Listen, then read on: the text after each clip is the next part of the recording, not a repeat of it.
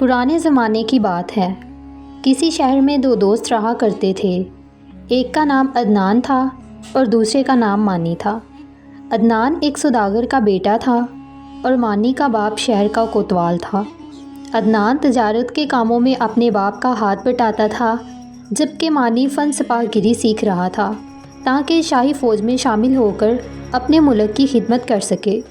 یوں تو عدنان تجارت کا مال لے کر اپنے باپ کے ساتھ ہی سفر پر روانہ ہوتا تھا، مگر ایک مرتبہ ایسا ہوا کہ جب وہ اپنے باپ کے ساتھ سفر پر روانہ ہونے والا تھا تو اس کا باپ بیمار پڑ گیا۔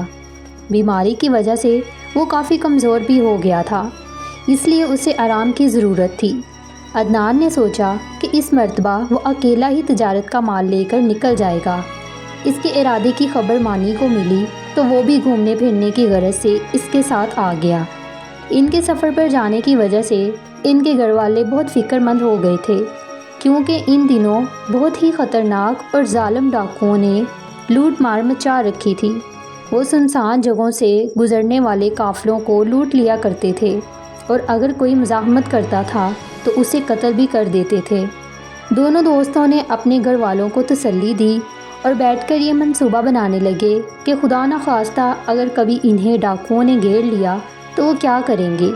سفر کے دوران انہیں کسی قسم کے خطرے کا سامنا نہیں کرنا پڑا اور وہ بڑے آرام سے اس ملک میں پہنچ گئے جہاں عدنان کو اپنا تجارتی مال فروخت کرنا تھا۔ چند ہی روز گزرے تھے کہ اس کا سارا سامان فروخت ہو گیا۔ اس تجارت میں اس سے بہت زیادہ فائدہ ہوا تھا۔ وہ دونوں جس مقصد کے لیے آئے تھے وہ پورا ہو گیا تھا، اس لیے انہوں نے اپنے گھروں کی واپسی کی تیاری شروع کر دی۔ انہوں نے اپنے گھر والوں کے لیے بہت سے تحفے تحائف بھی لیے۔ سفر کے لیے ان کے پاس ان کے گھوڑے تھے۔ عدنان کے گھوڑے پر 2 چمڑے کے تھیلے لٹکے ہوئے تھے جو سونے کے اشرفیوں سے لبالب بھرے ہوئے تھے۔ یہ اشرفیاں اسے اپنا مال بیچ کر حاصل ہوئی تھی۔ مانی کے پاس بھی چند 100 اشرفیاں تھیں جو وہ اپنے گھر سے ساتھ لے کر نکلا تھا تاکہ سفر میں اس کے کام آ سکیں۔ اس کی اشرفیاں اور تحفے تحائف کے تھیلے اس کے گھوڑے پر لدے ہوئے تھے۔ 2 دن اور 1 رات کی مسافت کے بعد وہ اپنے ملک میں داخل ہو گئے۔ اب ان کا تھوڑا ہی سفر باقی تھا، جس کے بعد وہ اپنے گھروں کو پہنچ جاتے۔ اچانک انہوں نے سامنے سے دھول اڑتی دیکھی۔ ان کے کانوں میں گھوڑوں کی ٹاپوں کی آواز بھی آ رہی تھی۔ اس دھول کو دیکھ کر اور گھوڑوں کی ٹاپوں کی آواز سن کر دونوں دوست گھوڑوں سے اتر گئے اور تشویش بھری نگاہوں سے ایک دوسرے کو دیکھنے لگے۔ تھوڑی ہی دیر گزری تھی کہ بہت سے گھوڑ سوار ان کے نزدیک پہنچ گئے اور انہوں نے دونوں کو اپنے گھیرے میں لے لیا۔ وہ لوگ شکل و صورت سے ڈاکو لگتے تھے۔ ان کے ہاتھوں میں چمکتی ہوئی تیز تلواریں تھیں۔ سب سے آگے والا خوفناک شکل اور بڑی بڑی مونچھوں والا ایک لہیم شہیم شخص تھا۔ وہ ان کا سردار معلوم دیتا تھا۔ اس نے گھوڑے پر بیٹھے بیٹھے ایک خوفناک قہقہ بلند کیا اور اپنے ساتھیوں سے بولا، شکل سے یہ لوگ مجھے امیر زادہ لگتے ہیں۔ سارا مال ان سے چھین لو، مزاحمت کریں تو ان کو قتل کر دینا۔ عدنان اور مانی ماہر تلوار باز تھے اور بہادر بھی بہت تھے، لیکن اتنے زیادہ ڈاکوؤں میں وہ لوگ ہرگز نہیں جیت سکتے تھے۔ عدنان نے ڈاکوؤں کے سردار سے کہا، ہم 2 لوگ ہیں اور تم لوگ بہت سارے ہو۔ عقل کا تقاضا یہ ہے کہ ہم تمہارا مقابلہ نہ کریں۔ تم ہمارا مال لے لو اور ہمیں جانے دو۔ ڈاکوؤں کا سردار ایک مرتبہ پھر بلند آواز میں ہنسا۔ پھر اس کا اشارہ پا کر اس کے 2 ساتھی گھوڑوں سے اترے اور ان کے گھوڑوں کی طرف بڑھے تاکہ ان پر لدے سامان پر قبضہ کر سکیں۔ مانی کے ہاتھ میں ایک انگوٹھی تھی، عدنان کے ہاتھ میں ایک بانسری تھی۔ ڈاکوؤں کو آتا دیکھ کر اس نے یہ بانسری اپنی جیب سے نکال کر ہاتھ میں پکڑ لی تھی۔ جب ڈاکو ان کے تھیلے گھوڑوں سے اتار کر اپنے قبضے میں لے رہے تھے تو مانی نے اپنی انگوٹھی انگلی سے اتاری اور اسے زمین پر پھینک کر اس پر پاؤں رکھ کر کھڑا ہو گیا۔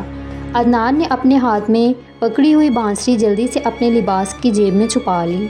دونوں ڈاکوؤں تو اپنے کام میں مصروف تھے، مگر ڈاکوؤں کے سردار نے دونوں کو یہ حرکت کرتے ہوئے دیکھ لیا تھا۔ وہ گھوڑے سے اتر کر آگے بڑھا۔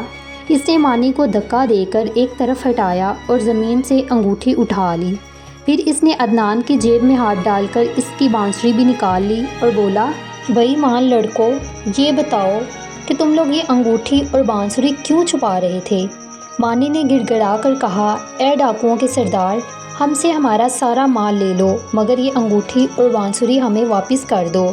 ڈاکوؤں کے سردار نے غور سے انگوٹھی اور بانسری کو دیکھا اور بولا، نہ تو یہ انگوٹھی سونے کی ہے اور نہ ہی بانسری پر ہیرے جواہرات جڑے ہوئے ہیں، پھر تم لوگ ان معمولی چیزوں کے لیے اتنا پریشان کیوں ہو؟ مانی نے بے بسی سے عدنان کو دیکھا اور بولا، انگوٹھی اور بانسری کا ایک راز ہے۔ ادھر سامنے پہاڑوں کے پاس والے جنگل میں ہزاروں سال پرانا ایک درخت ہے۔ اس کی پہچان یہ ہے کہ وہ جنگل کا سب سے بڑا درخت ہے اور جھیل کے نزدیک ہے۔ اگر کوئی شخص اس درخت کے نیچے کھڑے ہو کر اس انگوٹھی کو انگلی میں پہن کر اس بانسری کو بجائے گا تو اس کے بعد جو کچھ بھی ہوگا اسے دیکھ کر وہ شخص حیرت زدہ رہ جائے گا۔ مانی کی باتیں سن کر ڈاکوؤں کے سردار کی آنکھیں چمکنے لگیں۔ اسے وہ تمام کہانیاں یاد آ گئیں جن میں طرح طرح کی جادو کی چیزیں ہوا کرتی تھیں۔ مانی کی باتوں سے اس نے یہ اندازہ لگایا تھا کہ انگوٹھی اور بانسری جادو کی ہے۔ اس نے انہیں اپنی جیب میں رکھ لیا اور دل میں سوچنے لگا کہ وہ جنگل میں جا کر اس درخت کے نیچے کھڑے ہو کر انگوٹھی پہن کر بانسری بجائے گا اور پھر دیکھے گا کہ کیا ہوتا ہے۔ دونوں ڈاکو عدنان اور مانی سے لوٹا ہوا سامان اپنے گھوڑوں پر لاد چکے تھے۔ سردار نے اپنے ساتھیوں کو وہاں سے روانہ ہونے کا اشارہ کیا۔ انہوں نے اپنے گھوڑے موڑے اور انہیں تیزی سے بھگاتے ہوئے نظروں سے اوجھل ہو گئے۔ شکر یہ ہوا کہ انہوں نے عدنان اور مانی کے گھوڑے اپنے قبضے میں نہیں لیے تھے، ورنہ انہیں گھر پہنچنے میں سخت دشواری کا سامنا کرنا پڑتا۔ ڈاکوؤں کے چلے جانے کے بعد عدنان نے کہا، خالی ہاتھ گھر لوٹتے ہوئے مجھے اچھا نہیں لگ رہا۔ فکر کیوں کرتے ہو؟ اللہ نے چاہا تو سب ٹھیک ہو جائے گا۔ مانی نے گھوڑے پر سوار ہوتے ہوئے اسے تسلی دی۔ پھر دونوں دوست اپنے گھروں کی جانب چل پڑے۔ دونوں نے اپنے گھر والوں کو ڈاکوؤں کے ہاتھوں لٹ جانے کی کہانی سنائی۔ ان کی کہانی سن کر سب نے اظہار افسوس کیا، مگر وہ اس بات پر خوش بھی ہوئے اور اللہ تعالیٰ کا شکر بھی ادا کیا کہ ڈاکوؤں نے دونوں کو کوئی نقصان نہیں پہنچایا تھا۔ یہ اگلے روز دوپہر کی بات ہے۔ ڈاکوؤں کا سردار اپنے تمام ساتھیوں کے ساتھ جنگل میں آیا۔ وہ سب جھیل کے نزدیک اس پرانے درخت کے نیچے جمع ہو گئے۔ ڈاکوؤں کا سردار بہت زیادہ خوش تھا کہ اب اس انگوٹھی اور بانسری کے راز سے پردہ اڑ جائے گا۔ اس نے انگوٹھی کو اپنی انگلی میں پہنا اور پھر بانسری بجانے لگا۔ بانسری کی لے اتنی تیز تھی کہ آس پاس کے درختوں پر بیٹھے ہوئے پرندے شور مچاتے ہوئے اڑ گئے۔ ڈاکوؤں کا سردار بانسری بجانے میں مصروف تھا۔ اس کے تمام ساتھی اسے بڑی حیرت اور دلچسپی سے دیکھ رہے تھے۔ اچانک قریبی درختوں پر سے بے شمار سپاہی کود کود کر زمین پر اترے اور بے خبر ڈاکوؤں کے سروں پر پہنچ گئے۔ بہت سے سپاہی بڑی بڑی جھاڑیوں میں بھی چھپے ہوئے تھے، وہ بھی باہر آ گئے۔ ان سپاہیوں کے ساتھ مانی کا باپ کوتوال بھی موجود تھا۔ سپاہیوں کے ہاتھوں میں تلواریں تھیں۔ انہوں نے تمام ڈاکوؤں کو گھیرے میں لے لیا۔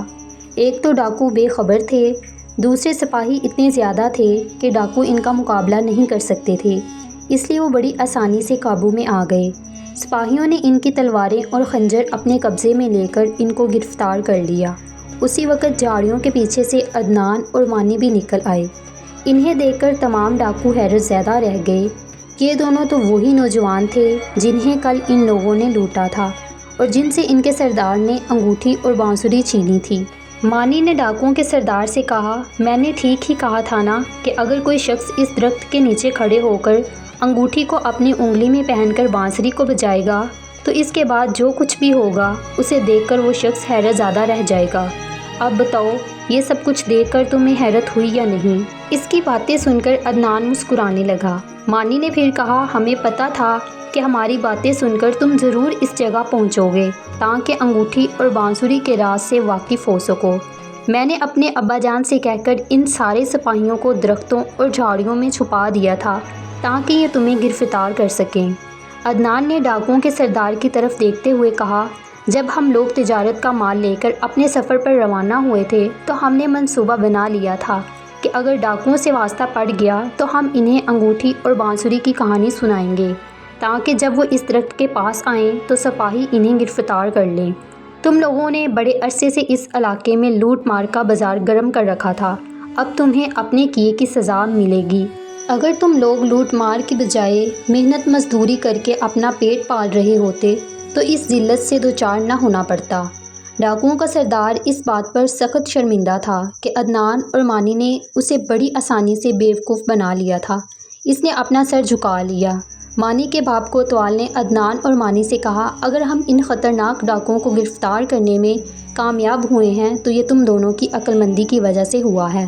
یہ تو کسی طرح ہاتھ میں آنے والے نہیں تھے۔ انہوں نے لوگوں کی زندگیاں اجیرن کر رکھی تھی۔ برے کام کا نتیجہ برا ہی ہوتا ہے۔ اب یہ لوگ بھی اپنے انجام کو پہنچیں گے۔ بعد میں ڈاکوؤں پر مقدمہ چلا اور انہیں لمبی لمبی سزائیں ملی۔